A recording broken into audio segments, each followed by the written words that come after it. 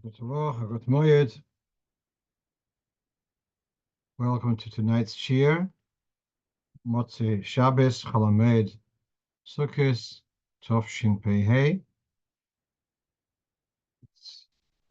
Because it's Lulav Malka time, so I'm going to go back to some of the feedback.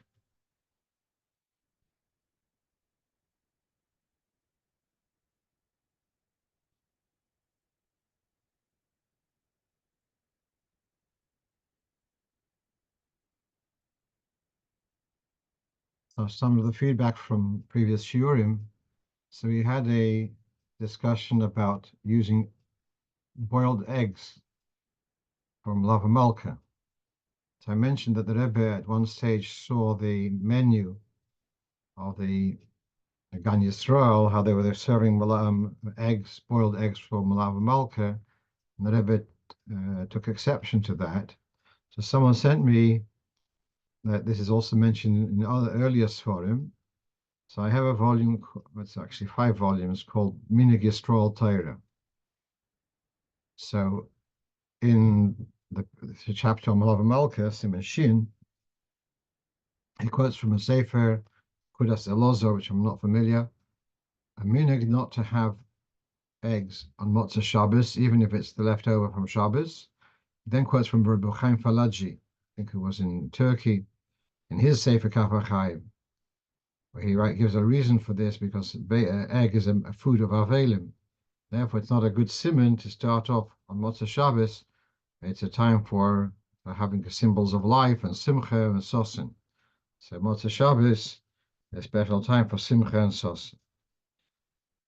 2 other points. Also feedback. So someone sent me, I forgot now, it goes out of my mind what it was in connection with.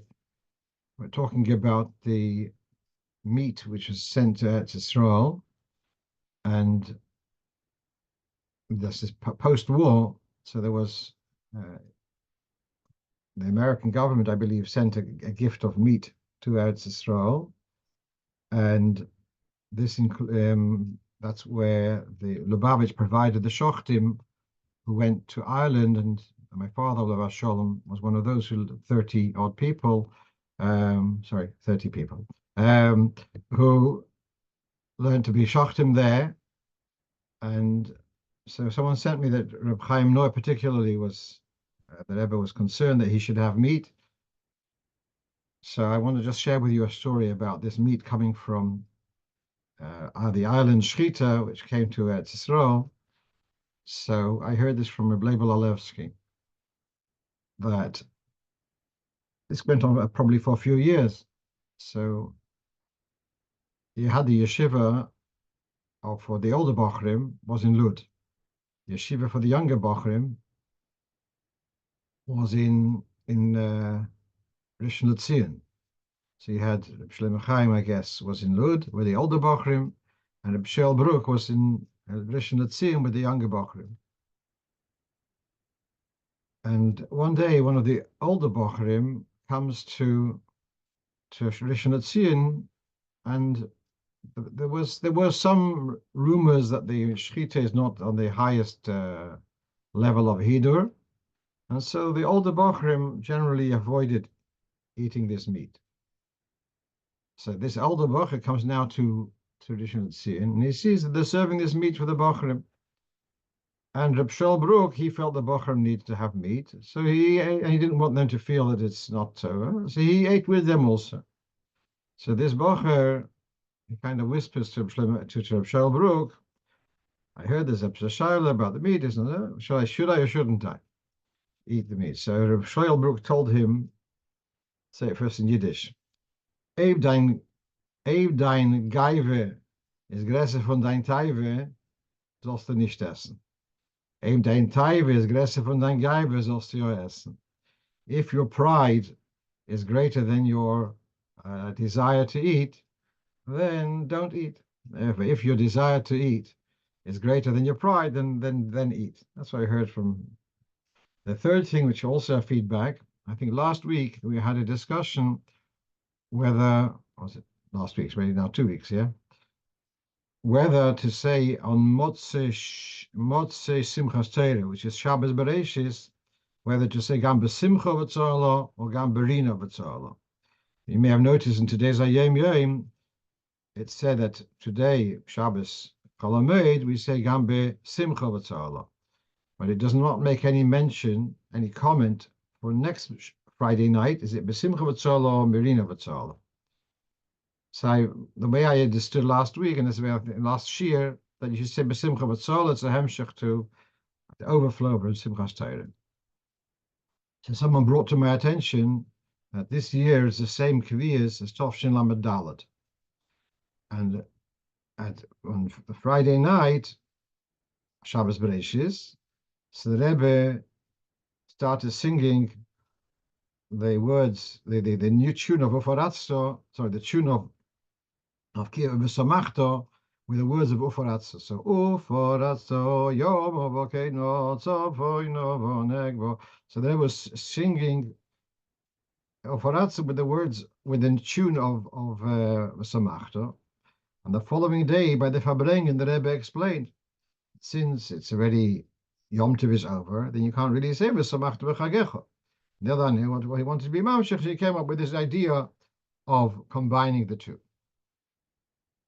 Says Araya that what that Friday night is already Motzei, it's already Shabbos rather than Yom Tov. That could be the view. So nevertheless, I think that there's still room to say the following. On a regular Shabbos, until you made Havdalah, it's still Shabbos. Regular Yom Tov, until you made Havdalah, it's still Yom Tov. So it's Motzei Simchas Torah. You haven't made Havdalah yet. You haven't declared it night yet, and so therefore it's still Yom Tov. In addition, we know that if a person has Yortzeit on Friday, so the minhag is the Kaddish after Mizmor Shel Yom HaShabbos before Kagavno. The minhag is that the Yortzeit on Friday says that Kaddish, because until it comes to Baruch Hu, it's still connected to the preceding day. From Baruch Hu, that's kind of the signal that we've gone over from day to night to the next we switch the date at Baruch Hu. So until that point, it's still a continuation of Yom Tov. So those were 3 points of feedback. And before going into the list of questions, I want to share with you something which I found by chance today. It's a beautiful word, and so I want to share it with you. Actually, I'll tell you what I was looking for. I didn't find its adequate explanation. When we say in Musaf, we say Umin Chosom on Rosh HaShono, on Chol HaMoed, we say twice, 2 times Korbanos, Yom HaShem, Yom HaShlishi, Yom HaShlishi, Yom HaShvi, and when there's in Hayom Yom, it says we say Umin Chosom twice. And it struck me today as I was davening, why are we saying Umin Chosom twice? Because 2 sets of Korbanos, yeah, it might be this day or this day. But we don't say Umin Chosom for Shabbos. I was looking around for that. So the idea of saying Umin Chosom twice, that is sourced in the Levush, that's the earliest I could trace, in Siman Tov Reish Samach Gimel, and he discusses it. Interesting, I picked up an art scroll siddur, and there it does not have Min Chosom twice. It goes Yom HaSheni, Yom HaShlishi in one sequence. So I'm intrigued because I looked at an early Ashkenaz siddur going back to Reb Shabsi Sofer, who's a Talmud of the Levush from 400 years ago. So he has to say Yom Chosom twice, and he quotes the Levush at length. So I didn't do any more research on that. But meanwhile, in passing, looking for that, I found something fascinating. So we have just before Hallel, there's the instructions for Hallel, and there's a siman for which days do we say full Hallel. So there's a siman bebetach, the simonom bebetach, and now that's in the Tilas Hashem siddur. It's also the Torah siddur. It wasn't there in the original Alter Rebbe siddur, that the simonim bebetach is not there. It was added by later printers, but meanwhile its source is an early source, but the Alter Rebbe didn't include it in the siddur. All right, but meanwhile the simonim bebetach. So this is from a siddur. You can see Siddur Avodah Moira Derech, printed Tovkuf Peizayin, Tovkuf Peivo, whatever. So printed several years after the Alter Rebbe passed away. It's an early Chassidish Hasidah, not Chabad, and he quotes here Medrash HaNe'elam. Now, what does he mean by Medrash HaNe'elam? I thought it meant part of the Zohar, but I couldn't find it in the Zohar. I mean, I did a search here, I didn't find it there. But on the Pasuk Shnayim Bo'el Nechel Tevo, these are the days which we say the whole Halal. Mashlimim B'hoin Halal HaGodel. Ad Kan HaMedrash. This is a quote from some Medrash, and this is like obscure. What do these words mean? That Shnayim Bo'el Nechel Tevo is a simon for the days of when we say a complete Halal HaGodel. He says that Begal HaMukus doesn't explain this, and another one. And then this is Reb Shamshin of Ostropol. Reb Shamshin of Ostropol is a Moedik Bal Ruach HaKodesh. He lived about 300 and something years ago. He was 350 years ago. He was killed by the Cossacks, in the pogroms. Kil Akidash Hashem. He has like amazing gematrias, etc. At any rate, he takes to look at those words. Shnayim bo el noyach. So Shnayim is 2 days of Pesach, say Hol Halal. Shnayim, 2 days of Shavuos, you say Hol Halal. Bo is base Aleph Vov equal 9. Those are the 9 days of Succos. El Noyach is 89. El Noyach is 89, and that's the mamash the gematria of Chanukah. So Shnayim Bo El Noyach is a remez for these the bebetach of these dates. Was it 19? Was it 21 dates over the year where we say full halal, and possibly the hemshich of El Noyach El Hatevo Lahachios. Perhaps that's also you got El because it's a lamed, and the Hatevo has got a hey, and then Lahachios. You could say that's also got the letters of halal if you want. But meanwhile, that's his remes. So I wanted to share that with you. Okay, having said all of these hakdomas, so now let's go on to our list. So here's the question: why do we say bracha שהחיינו on the Shofar on the second day of Rosh HaShono, and yet when we pick up the Lulav and Esrog on the second day of Succos, we don't say שהחיינו. So this you can see here is written in the Shulchan Aruch, and this is not in the Alter Rebbe's Shulchan Aruch. It's missing from Tafresh and Aleph. Shabbos says we don't say שהחיינו on the second day of Succos unless the first day was Shabbos. So the Mishnah Berurah here you can see says like the following: that when you prepare the Lulav, you could have said a bracha שהחיינו when you prepared the Lulav. And so, all right, so you said the שהחיינו on the first day is not worse than having said a שהחיינו when we prepare the Lulav on Erev Yom Tov, which we don't do, but if you did, you wouldn't say שהחיינו again. So now he adds the following: even though by Shofar we do say שהחיינו on the second day, so he gives an interesting reason. He says because Rosh HaShono, we know famously that if the witnesses had come after midday, afternoon of the 30th of Elul, so then they would not be accepted, and Yom Tov would be adjourned, or the real Yom Tov, Rosh HaShono, would be the following day. So therefore, occasionally there could be that the Ikar HaKadosh was on Yom Tov Sheni of Rosh HaShono, and therefore he says שהחיינו on the second day also. That's his reason. Whereas in the Aruch HaShulchan, he seems to be saying the more simple reason, as he could have said the bracha in preparation. And therefore, when you picked it up the first day, you already said a bracha on the article. It's not like a shofar. I'm just adding an explanation. By the shofar, you make a bracha on the mitzvah. It's not a new article, b'chlal. With the lulav, it's a new article. And therefore, once you made a שהחיינו on the new article, you don't make a שהחיינו on it a second time.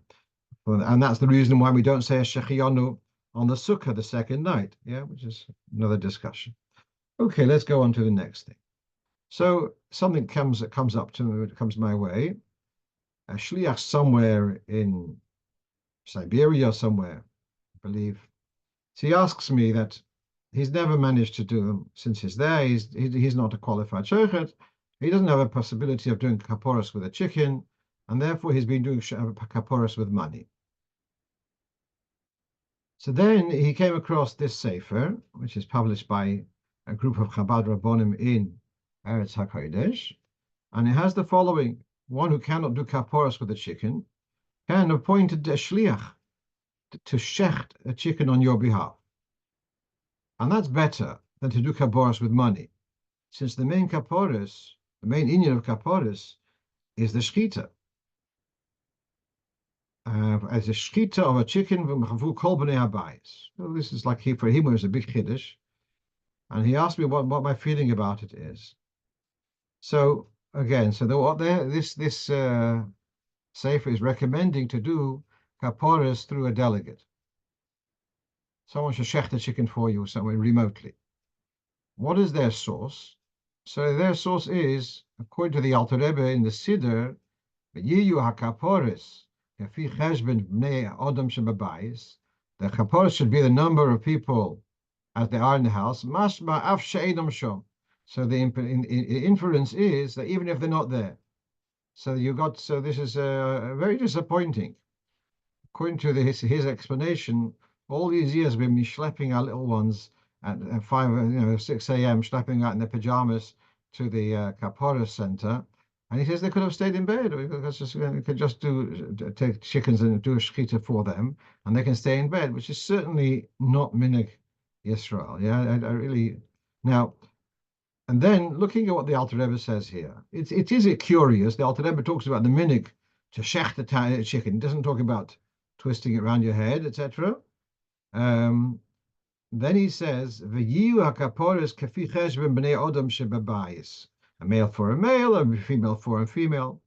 It's I think it's a total misrepresentation of what the Alter Rebbe means here. You can see, and we all know that there are those who have a minhag to have, as they have in the Alter Rebbe's Shulchan Aruch, to have one rooster for several males and one hen for several females. And then there are those who are particular to have one kapora for every individual. So when the Alter Rebbe writes here, there should be kaporos kefi cheshbon bnei odom shebabayis. It does not mean that the bnei odom bebayis are staying at home. It means you should try to have enough chickens and do kaporos for each person in the house individually. That's the posh pshat. Start saying as a result you can make kaporos remote is le'seorim aviseinu. It's a naya chiddush, and I don't think it's correct. Although there he give a reference to Mishnah Halochos, who says such a thing. I have another motive here, and that is that I suspect that a lot of the Kapporos centers are not coping with the numbers. And what happens with the surplus, which they're not managing to kasher in time, whether before Yom Kippur or after Yom Kippur, I don't want to go into the detail, but my understanding is that the amount which are being shechted is way beyond the capacity of kashering in time. And now to start adding to that, someone who is in a mokim shlichusay should also start sending someone, do another. I don't think that's a wise piece of advice at all. Let me just see, someone put something on the chat. We don't say שהחיינו by Kiddush second, right? That's yes. Going back to the שהחיינו story, that the second night of Succos, because we made a שהחיינו at the beginning of Succos, and that's also for the new Sukkah. So you could have really made a brocha שהחיינו b'shas hasiyas Sukkah. Therefore, you don't say שהחיינו on this Sukkah the second night. For that reason, we switch around the Seder. The second night, we first say שהחיינו, and then we say the brocha leisha b'Sukkah. Okay, let's go on to the next point. So the next point is about inyan of avelus, that someone lost a parent, towards the end of Elul, Chai Elul. and was asking about being allowed to have a haircut or possibly a shave during Chol HaMoed. So just to explain, at first I didn't know it was a parent. I thought it was another relative. And I said, if that's the case, the Yom Tov cuts the Avelis short. Shloshim would have been cut short by Erev Sukkos, by Yom Kippur, whatever it may have been. He says, no, it's the parent. And so just to explain what this story here is. So here we have two quotes, one from Yeridei and one from Erech Chaim. It's true that after a loss of a relative other than a parent, then after 30 days, they are allowed to have a haircut. But with a parent, there's something called until his colleagues will tell him, you look totally unkempt, and it's time you had a haircut. So now, this shiur ge'ora is normally said shleisha chandoshim, 3 months, but it could be that the person already didn't have a haircut already 2 months or more before the parent had passed away, and then there's the minimum of shloshim yom. So here we have what would happen then if Yom Tov comes as within the shiur ge'ora. So then that Yom Tov would not cut it short. What would happen if the shiur ge'ora would expire, would come into play, so to speak, during Chol HaMoed? So what I'm seeing here is, let me just explain. Shiur ge'ora is 3 months, but it's also possible to say not less than shloshim yom. So what would happen in this case, that the parent passed away Elul, and so the 30 days will expire. That's the minimum he has to allow, and that expires in the middle of Chol HaMoed. So this is a question: is he allowed to have a haircut? So this, why is there svara that he should be allowed to? So it says in the Mishnah about people who have been on a journey or people who have been released from prison. So there are cases where a person wasn't able to have a haircut before, would be allowed to have a haircut during Chol HaMoed. There's also Bar Heitev, from Shari Tshuva, brings a svara to be able to do an opshernish on Chol HaMoed because it was not possible to do it before, if the birthday works out in Chol HaMoed. So this is the question: is the person allowed to have a haircut during Chol HaMoed because that was when the shloshim expired? So this is where the Menachem Yehuda talks about this, and he's not really keen to be martyr. And this is what you can see from Rabbi Farkash Sefer Helamed Kil Chosoi Ve'ein Lahokil Kiyim L'Tzoyder Gadol. And if there's a great need, then one can be makel, because, as I said, there is an argument to say that he didn't have a haircut before because he wasn't able to. Now he's able. He should be allowed to, but otherwise one should try to be machmir. Okay, let's move on. Okay, so here's before this. The question number 4 was the following. I don't have any slides for that. And that is a story like this: is a young woman who lives alone, has a flat or an apartment in American, and the dwelling comes along with a parking spot. But she doesn't have a car. So in some parts of the world, parking spots are quite rare, and I believe there's something like Airbnb, similar idea for parking spots. You can rent out your parking spot and get an income for it. So she asked me 2 questions. Number 1, do I have to take Maaser from the income from a parking spot? And question number 2 was, if she has income on Shabbos, is she allowed to rent it out and have an income on Shabbos from the rental out on Shabbos? So my response to her was the following: you're paying rent, and you're paying more rent because you have a parking spot. And maybe you didn't want to, but if that's part of the deal, part of the package, so you're paying for this parking spot. So long as you're not making a profit, then you're just somehow diminishing your losses. You're not really making a profit at all. And therefore, there's no need to give Maaser on that which you're diminishing your losses. if your rentals are going to be more than how much you're paying for the parking spot, then we can start talking about it being an income and subject to Maaser. And I wanted to use the same argument legabe Shabbos. On Shabbos, we're not allowed to earn money. That's true. We're not allowed to earn money unless it is behavlo. So I'm allowed to rent out a house and I get paid, but the payment for the house includes 7 days a week for Shabbos, but it's part of a package. Even if I rent it out for a day, if the day starts from midnight to midnight, so it's part of a package which includes Motzei Shabbos and so on. So there's ways around it. Here, it's just per hour, therefore the havloa wouldn't work. But I might not be right on this, but I think that so long as she's not making money on it, she's just diminishing her losses, then that doesn't come into schar Shabbos. And therefore, so long as it's still just not making a profit, then the fact the money comes in and diminishes the losses would not be considered as schar Shabbos. I'm not fully confident with that point, but okay. Let's move on. Okay, so here comes something very interesting. I'm sure many of you see the weekly My Story, and about 2 weeks ago, there was published a story with Rabbi Shmuel Butman Olav Shalom. He passed away. It's already, I don't know whether it's Shloshim yet even. So Rabbi Butman, once I'm already mentioning, I want to just say something in his memory.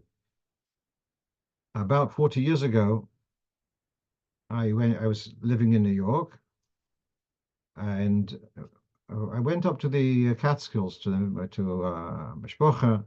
Shol Shemtev had a bungalow colony, so I went there for Shabbos. And Rabbi Butman was also the same thing, and he came on Erev Shabbos. He came at about 3 hours drive. He came early. And as he arrived, someone told him that there's no Sefer Torah, for Shabbos, for Kriyas HaTorah. He got into the car straight and drove straight back to New York and drove back again. So there should be a Sefer Torah for Shabbos. Just one recollection in Zichrei, he's Zichrei Baruch. But meanwhile, Rebbe Butman is a young boy, and this is in 1947 in Paris. The Butman family are living in Paris. Refugees are probably, and our Rebbe comes from the United States to Paris, where his mother, Rebbe Tzunchana, had recently arrived, and the Rebbe came there to meet her, to greet her, and to help her with her journey back with him to the United States. The Rebbe had two families which were close, like Mishpocha. One was the Butmans, the other one was Reb Zalman Schneerson. And they would often visit here and there. Before the Rebbe left, he gave gifts to the various families. That's how Rebbe Mullah Butman is saying. And gave an individual for each child, whatever. But then he also bought a set of dishes. He brought a set of dishes, a 12-place setting for the Butman family. And for them, this was a big chiddush. Probably in Russia, I've never seen the idea of a whole 12 pieces matching. Probably didn't exist. But anyway, so, and his mother, Mullah Butman's mother, says how Rabbi Schneerson had schlepped it and taken it to the mikveh and then brought the dishes. When I read the story, it triggered an interesting question in my mind, because there is a fairly well-known position that when you buy a gift, you shouldn't tovel it. You should leave it for the recipient to tovel the keli. And even this raises a question: what happens if you are giving the gift to someone who's not a shomer Torah mitzvahs? So how can you give them a keli which hasn't been toveled? Then you're giving them something which is they're going to use in a forbidden way. Well, it's a discussion. But meanwhile, there's this. So I wanted to do a bit of homework on this. So it brought me to there is now a volume called Psokim with Shuvos, like I've mentioned many times. Piskos, Shuvos, that's on Erechaim. This is on Yeridea, 2 volumes. So I looked what we has there. So So the earliest discussion about this is the following. In the Alte Shtetl, when there was a wedding, there would be a chairman known as the Badchen. The Badchen would be the cracking jokes, whatever, but the Badchen had a function that they took the gifts of the various participants in the wedding, and they would take the gifts and they say, and now the Badchen would announce, so and so Yankel Reich has given a pair of candlesticks. And the candlesticks were placed on the dais on the table. Everyone can see. And this one gave blankets and placed on the table. And this one gave a silver cup and placed on the table. He announced all the gifts which each one gave, and they were put on display. It comes to benching, and they're looking around. They can't find a suitable cup for benching. So some Chochem says, "Hey, hang on a second. There's this cup, this silver cup, but it hasn't been toiveled." So this Chochem says, "Wait a minute. The Chosen never picked it up yet. It was placed on display. The one who gave it, he doesn't have to toivel because it's not for him. He doesn't have chiyuv to toivel. So therefore, we can use the cup, which hasn't been toiveled." That's the earliest source which I can find for this idea that a gift does not need to be toiveled until it arrives in the hands of the recipient. Looked at it more carefully, and what you can see on the screen now is that despite Reb Shlomo Zalman and others, Rav Wozner, etc., who do follow that position, you can see a couple of contemporary writers, poskim, who say that's not a problem. You can toivel. You can see the first one is from someone, Rav Mordechai Karp, which I'm not familiar with, but he talks about if you buy a gift, you can toivel them before giving them as a gift. And this is about to Machber. Then also from Reb Shmuel Kamenetsky, so for him it's his shiur, he's Sein Gesund in Rosh HaShono, Philadelphia. So he also takes a very clear position. If you buy a dish, a new dish, and you're putting in food for shlachmonis, you can toivel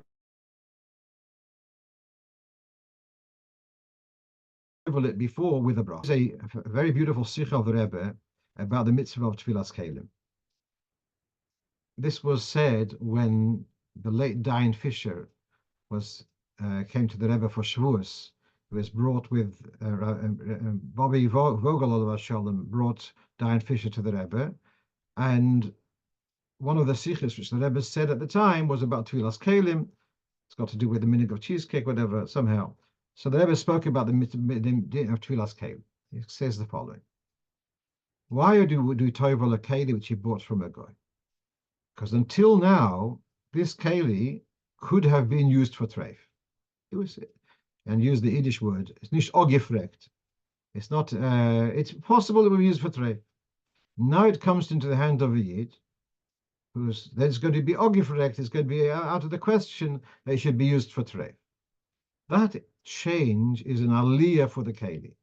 And the tvila of the keli is kind of celebrating to acknowledge this transition from possibly being used for treif and impossible, so to speak, to be used for treif, which, by the way, relates a little bit to Succos, where we're talking about a royal kabel tumah is also possible for schach.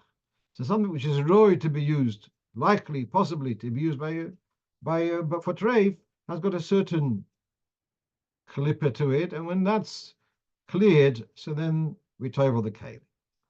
If that's the logic, then then if I buy a gift, I buy a becher, I buy a knife or something for a fellow Jew who's shema kashrus, and so now, even though I haven't given to them, but at this point, the trajectory of that keli is going to be used only for kosher.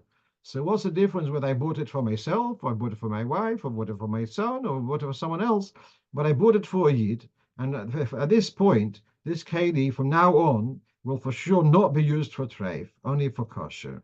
Okay, then I can toivel the keli then, and really that's Shmuel Kamenetsky doesn't explain it in mamish in these words, but more or less this idea. It's already klei seuda. It's not this klei schoira. When it's in the hands of the merchant, then it's called klei schoira. It does not need to have tefillah. But once it's bought for personal use, So it doesn't matter whether you are the person who's going to use it. It's already now being bought for personal use. Then you don't have to. Then you can ready title it. If Shlomo Zalman has a little bit of a question that sometimes you give a gift and then the person's going to give it back to the shop, that could be all right. But I think that's the minority. You can, for lozach, you can rely. You're buying a gift, and you know the person you're giving it to, they're likely to use it. So then you can make a bracha before you give it to them. Also, how much more so in the case when you're giving a gift to people who are not shomer Torah mitzvahs. I think all the more that you should be able to tell them before. Although you can say that the logic which I just said, that it's not going to be used for treif, is less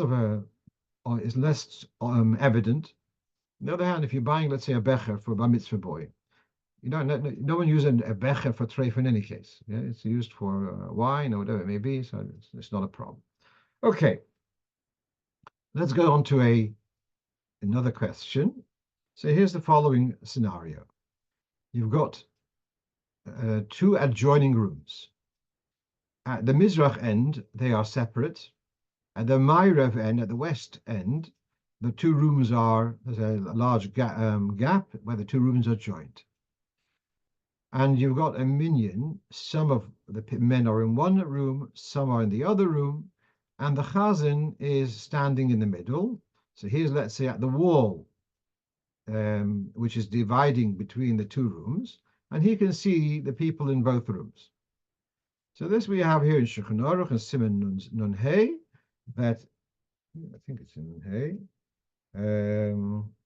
where it says that if we've got some people are inside and outside, if the chazan is standing on the threshold, he can see this one and this one. So then he combines them, because in the previous year it talks about if people are in two rooms but they can see one another, or people are inside and outside, but the people outside can see the people inside, then they can make up the minyan. If you remember when we had with COVID, this was a very relevant halacha. Okay, so now we have the chazan is standing on the threshold, and he can see these, and these, and as a result, it's as if the people from the inside can see the people on the outside. Okay, fine. Question here is like this: you've got, as I said, you've got this U-shaped structure, or ches-shaped structure. What happens if someone who has to say Kaddish, and he is closer to the Mizrach wall, and he is not visible to the rest of the people? He's not visible to the people on the other side, on the other foot of the ches. So can he say Kaddish because the chazan is standing in the middle? My feeling is no. My feeling is that the person who's saying Kaddish, he is the chazan at this point. And therefore, although there's a chazan who is kind of fusing the two parts into a single entity, that's when the chazan is doing his function. But when there's a person saying Kaddish, so he becomes the chazan for that moment, and therefore he has to be visible, or he has to be able to see everyone. Again, you can sich sparen, but it's not such a big tircha to ask the Kaddish sayer to move to the back of the room in a way that he should be able to see and to be seen. I think that would be the correct advice. Okay, so now I'm going to go into another question, which one of our listeners asked the question like this. So since COVID, he's lost his sense of smell, and so he can't say the bracha b'eri midah v'samim. So when he makes havdalah, so then he doesn't make a bracha b'eri midah v'samim, but his wife can make a b'eri midah v'samim. So he'll make the bracha hagofen. His wife will make a b'eri midah v'samim, and then he'll make the bracha b'eri midah eish, and then hamavdil. And if it was tonight, it'd be leisha v'sukkah. So does he answer Amen on her bracha? This was the question. So he's said hagofen, and he's going to say the bracha hamavdil, then drink. If he answers Amen to her bracha b'samim, but really kind of the b'samim bracha is something which he is ineligible because he doesn't have a sense of smell. So should he be answering Amen for her bracha? So this question I could not find discussed, but I saw something and remembered something similar, which is a very, very common thing. On Friday night, every Yom Tov, So the women light the candles and they make a bracha שהחיינו, make a bracha lahadlik nesha yomtu, and then they say שהחיינו. When do the men say שהחיינו? So they come home and they make kiddush. At the end of kiddush, the man says שהחיינו, and his wife is listening, and she answers amen, but she doesn't need the שהחיינו. She's already said שהחיינו. So is not her answering amen to the שהחיינו a hefsek between the hagofen and her drinking the wine? Perhaps she should say her own bracha, hagofen, when drinking the wine, because she said amen, which is a hefsek, amen to a bracha which is not relevant to her. So this is, you can see in Igros Moshe, in Igros Moshe, if a woman has already benched, said the bracha שהחיינו by hadlokas neiros, should she answer amen at kiddush? So Moshe says it's okay. I mean, but his explanation I find a little bit tenuous, but he's certainly right that is the minig ha'olam. Yeah, he says the following: that since for the one who's making kiddush, this is a bracha hatzricha. The man who's making kiddush needs to have שהחיינו. For him, it's not a hefsek. Therefore, it's not a hefsek for the listeners either, because they are betailing to him for as far as the brachas go, and for also answering amen. And if it's not a hefsek for him, it's not a hefsek for her. For them, that's Moshe's chiddush, big chiddush. Fine, but he condones the minhag of the women answering amen. Others disagree. Fine. That's all he's saying, though, is that because the wife is listening to kiddush from the husband, therefore, if the שהחיינו is not a hefsek for him, it's not a hefsek for her. But that doesn't help us in our situation, because on the contrary, here, the man who's making havdalah, for him, he can't. The besomim is something which doesn't belong to him. It belongs to her. So for him to answer amen, it's l'chayre is a hefsek. So what I suggested is that actually he makes the hagofen, bein meir ha'esh, and hamavdil, and after he's had drank the wine, then she'll make a bracha on the besomim, and he'll answer amen afterwards. But in between, I see it as a problem of a hefsek. Let's move on. So Baruch Hashem wasn't such a big deal over Yom Tov, but people asking the question about lifting a sukkah roof after the rain, and it's going to fall onto the grass. So someone told me he'd already put down some kind of plastic, but the plastic wasn't totally waterproof. How concerned do you have to be by lifting the sukkah roof, and it's going to cause water to drain? It's going to drain onto the grass. So what you can see on your screen is from Piskei Tshuvos. This is in Hilchos Shabbos, yeah, in Shin Lamed Vav. And he says in the winter, when the ground is already saturated with lots of water, there's no benefit at all for your grass or other things, the fact there's going to be a bit more water coming off the sukkah roof. Actually, it may make it worse. He says you don't have to worry about the spillage of water from your sukkah roof onto the soil. And he brings a list of Maaser for this various contemporary poskim, Har Tzvi, Os Nidberu, Shaga Hameir, and Chol HaMoed, that's from Ruf and Karelitz. Their main argument is the place is saturated in any case. A little bit more water is not going to be of any benefit. If you actually are interested in having more water for whatever reason, then that would be an issue. That's he brings from the Debritzina Rov. Okay, let's move on. So we're not there yet. Question number 9. Something which someone asked me a while ago, and I didn't have an answer. And I'm going to and I learned a sikha which came out for Shabbos, for Yom Tov, and so here's my question. On Yom Tov, in Musaf we say because of our sins we were exiled from our land, etc. We can't bring korbanos. On Rosh HaShono and Yom Kippur we have a similar beginning of a slight difference. We don't have the expression of Aliyah L'Regel, because Rosh Hashanah Yom Kippur is not one of the Shalosh Regalim. On Shabbos, Musaf starts with Tikkan Shabbos. The middle bracha starts with Tikkan Shabbos. Rosh Chodesh, it starts with Rosh Chadosh and Lam Chonosato, and it doesn't mention about because of our sins we've been exiled. But on Shabbos Rosh Chodesh, curiously, after the immediate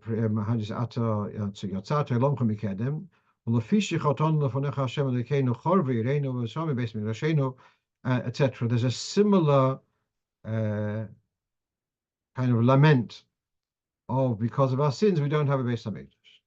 So why does that appear on Rosh Chodesh, on Shabbos Rosh Chodesh? Not on Rosh Chodesh and not on Shabbos, but on Shabbos Rosh Chodesh it does. That was something a question which was on my mind for a while, and now this past Shabbos, past Yom Tov, so was published a Sikha of the Rebbe on Tov Shin Lamed Daled. Just to remind you, Tov Shin Lamed Daled, this is from Succos Torah. It's just after the outbreak of the Yom Kippur War, and the Rebbe is pushing Simcha. And I read today that when the Chassidim wanted to offer give the Rebbe a pidyon on behalf of what's going on at Yisrael, the Rebbe's response was, "I'm working in a kav of Simcha. Why are you disturbing, kind of interrupting with this kind of thing? Take it to the oil," something on those lines. Well, kol ponim, so the Rebbe talks about the interesting contradiction. You start off saying, so we're celebrating. And then you switch to a mode of lamenting. Later you talk about that the will should be rebuilt, etc. So what's going on here? And the Rebbe's explanation, in very brief, is my understanding that when we talk about Bnei Chatoenu, just before I tell the Rebbe's husband, the Rebbe says a very interesting word. You have the idea that called if the Beis Hamikdash wasn't built in your time, it means it was destroyed in your time. Are you going to say that people today are as guilty as riddled with sin as in the times of the Beis Hamikdash? Rebbe finds that difficult to accept, and he says most people are not on the level of Malay mitzvahs karimin, etc. Most people are better than that. That's the Rebbe's assertion. And he says, however, we've got the famous Rambam that the whole world is on balance, and even a small act would tilt the balance. So the Bnei Chatoenu doesn't mean necessarily such radical, terrible averas, but it means we're missing to tilt the balance. That's the Rebbe's limud zchus. But meanwhile, when we say about Mipnei Chatoenu, it also reminds us that through tshuva we can tilt the balance. And when we realize that through tshuva we can tilt the balance and bring about the geula, that brings to a great simcha. So the Mipnei Chatoenu is after the Zeichelis Mitzrayim is talking in the past, and then we say that Taka Mipnei Chatoenu, but we have the opportunity to do tshuva and to have the geula, and that brings simcha. That's how the Rebbe reconciles the Mipnei Chatoenu. It's because it's idea of this bringing to simcha because of the opportunity to do tshuva. That's the Rebbe's husband. The Rebbe does not talk about Shabbos Rosh Chodesh. He only talks about the Mipnei Chatoenu on a Yom Tov. He doesn't talk about Rosh Hashanah Yom Kippur either, just about Yom Tov. So possibly, just now taking from there, possibly when it comes to Shabbos Rosh Chodesh, a regular Shabbos or a regular Rosh Chodesh, you won't necessarily have the inspiration for greater simcha.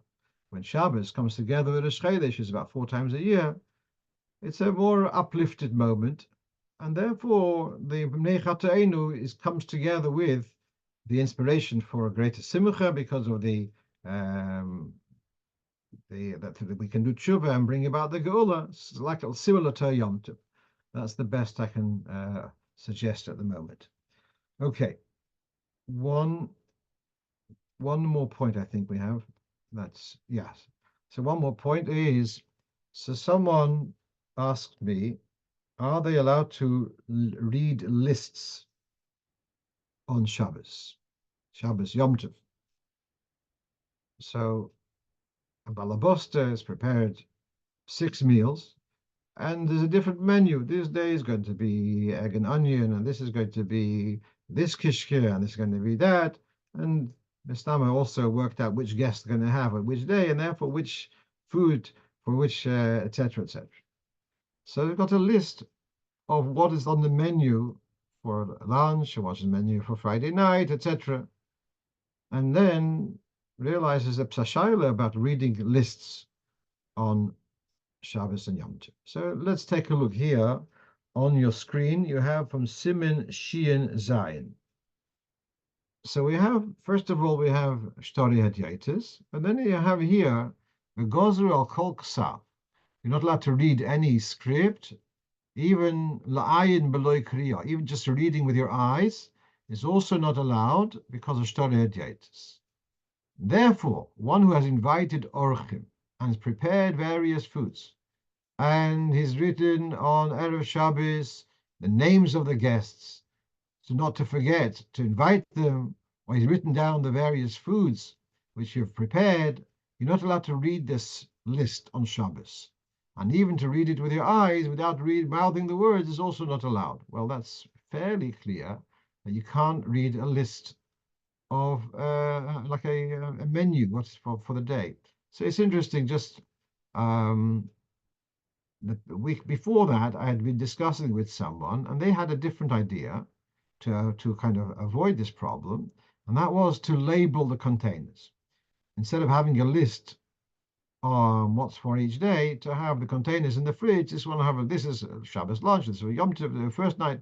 To have a label on each one to identify it that way to avoid this problem. But meanwhile, this Balabosta didn't have that option. Looking for, is there a way that she could read the lists on Shabbos and Yom Tov? The Shulchan Aruch goes further and says that nowadays it's common for the shamis to call out a list of who's invited.